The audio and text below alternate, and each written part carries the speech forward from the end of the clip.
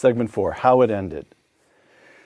Within months of becoming General Secretary, Gorbachev begins speaking of perestroika, reform, restructuring. He seems to have believed that he could somehow create a communist party that was in some way or another open to democracy. You could run various candidates within the party for positions. He seems to have believed that he could have had some sort of opening to free markets and made the economy more efficient, and that all of this would have been consistent in some way with communism. Was he onto something or naive from the very beginning?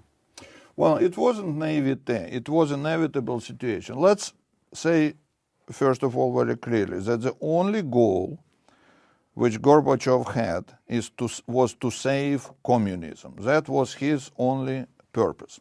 Now, let's also remember that Gorbachev was not kind of a reformer different from all other top communists.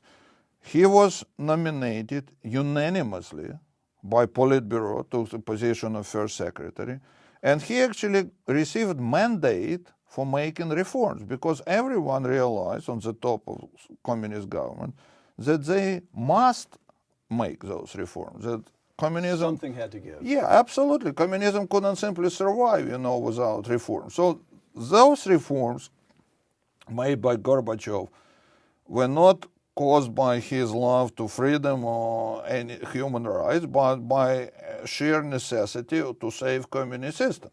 Now, it was impossible already to save it. So it's you can say that he was naive, but he actually tried to do whatever was possible to do, and the system was doomed to collapse as it did. So his power was very limited, 1953, the Soviets crushed the East German workers' uprising.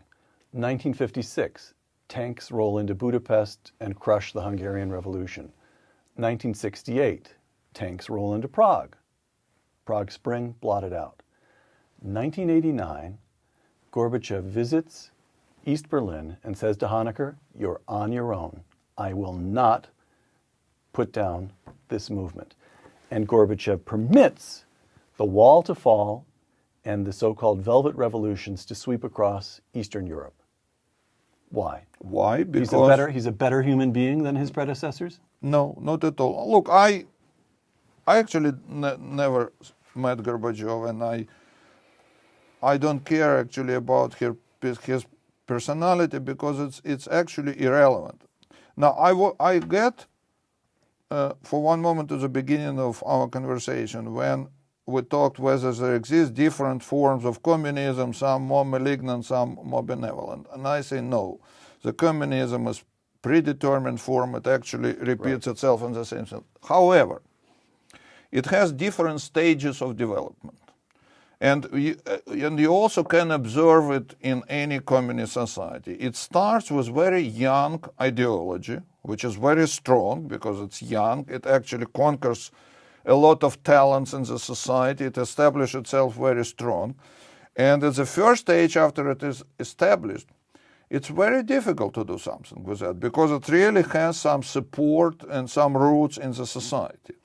And one of the reasons of failure of the Bay of Pigs operation by United States was exactly the timing, because this ideology at that moment was very fresh and strong in Cuba. The Cubans still supported at some level, in some way, they supported Fidel. They were for the revolution. Yes. However, this ideology goes through several stages and it becomes weaker and weaker.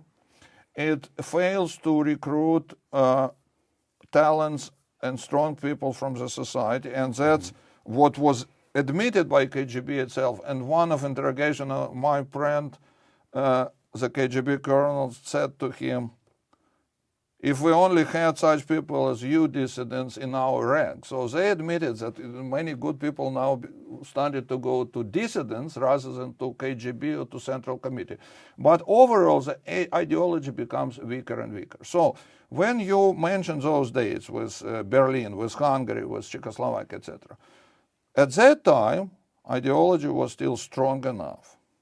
But when the Soviets invaded Afghanistan, I remember, my word was that that's the end of the Soviet Union. That's already You was knew it. That's absolute. 79. You're still inside the Soviet Union. Absolutely. You knew at that moment I knew that it was an overreach. Yes, that was overreach, that it was adventure, Yuri? which didn't have root and support in that country any longer. That was the beginning of the end of communism in the All Soviet right. Union.